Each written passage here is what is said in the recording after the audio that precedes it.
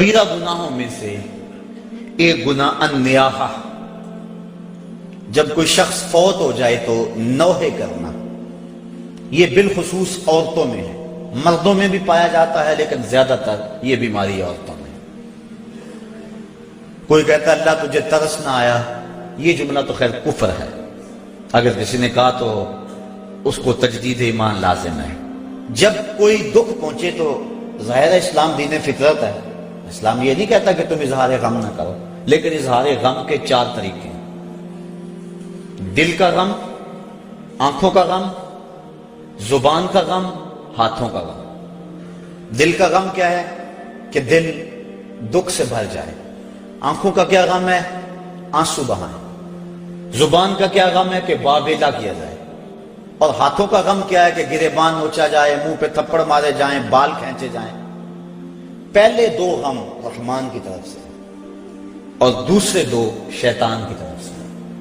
فرمایا لیسا منا من ضرب الخدود وشق الجیوب ودعا بدعوی الجاہلیہ، جس نے گریبان پھاڑا، چہرے پہ تماچے مارے اور جہلوں جیسی باتیں کی، فرمایا ہمارے سے اس کا کوئی تعلق نہیں ہے۔ تو نوحے سے منع فرمایا گیا، بلکہ اگر مرنے والے کے دل میں یہ آرزو تھی کہ میرے بعد خوب چیخ پکار پڑے گی، لوگ بڑا روئیں گے، تو اگر کسی کے دل میں یہ ہوگی کہ میرے بعد لوگ روئیں اور عجیب کیفیت بن جائے، تو ایسے نوحے پہ جو راضی تھا، حضور علیہ السلام نے ارشاد فرمایا جب وہ مرتا ہے تو رونے والوں کے رونے کی وجہ سے اس کو قبر میں عذاب ہوتا ہے، جتنا لوگ زیادہ روئیں گے اتنا ہی اس کو عذاب دیا جاتا ہے، اگر وہ اس پہ راضی تھا۔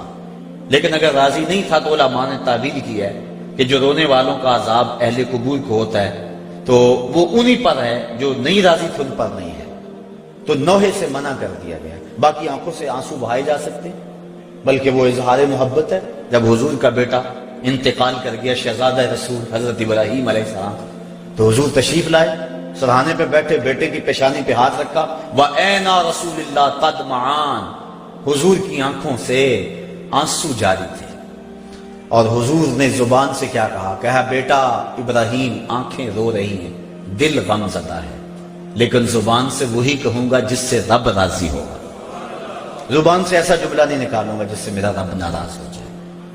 تو یہ جو نوحہ ہے، مرتے وقت عورتیں جس انداز میں، حالانکہ تلقینیں صبر کرنے کی ضرورت ہوتی ہے۔ جب آپ کسی کے ہاں جائیں، فوتگی ہو گئی ہو، تو کوشش کریں کہ ان کو ایسا جملہ کہے جن سے اس کی ڈھارس بن جائے، نہ یہ کہ کوئی ایسی بات کر کے ان کے جذبے کو اور آگے بڑھا دے اور ان کی آنکھ کو اور زیادہ تاؤ دے، ایسا نہیں ہے، بلکہ تلقین صبر کریں۔ حضور نے فرمایا صبر وہ ہے جو پہلے صدمے پہ کیا جائے، الصبر عند الصدمۃ الاولی، جو پہلے صدمے پہ صبر کیا جائے وہی صبر ہوتا ہے۔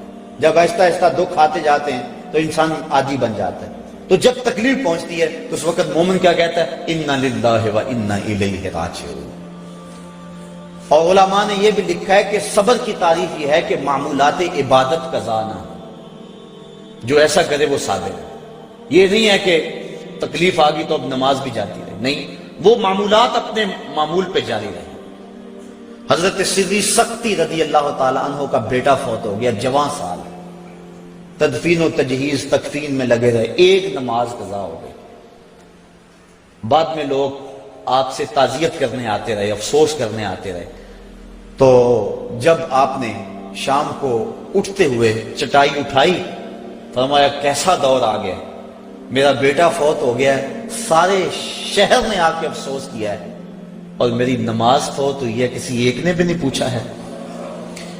تو معمولات عبادت ان کو برقرار رکھا جائے، یہ صبر ہے۔ تو یہ جو نوحے عموماً عورتیں بالخصوص پڑھتی ہیں، تو بلکہ ایک روایت میں آتا ہے 7 اشخاص ایسے ہیں کہ جب ان کو تم قبر میں دفن کر کے آتے ہو تو ان کا رخ قبلے سے پھیر دیا جاتا ہے۔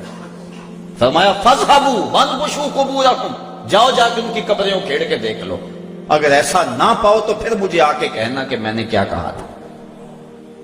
اور ان اشخاص کو حضور نے گنوایا، ان میں شرابی بھی ہے، اس میں ذخیرہ اندوز بھی ہے، اور اس میں آخری جو ہے 7واں وَالنَّائِحَةُ، اور نوحے پڑھنے والی عورت جو اور لوگوں کے جذبات کو بھڑکاتی ہے۔ لوگ کہتے ہیں فلاں نے وین کی حد کر دی، وہ بچے بھی رو پڑے جی ایسی حد کر دی، یہ منع ہے، یہ شریعت نے ہمیں اس سے روکا ہے۔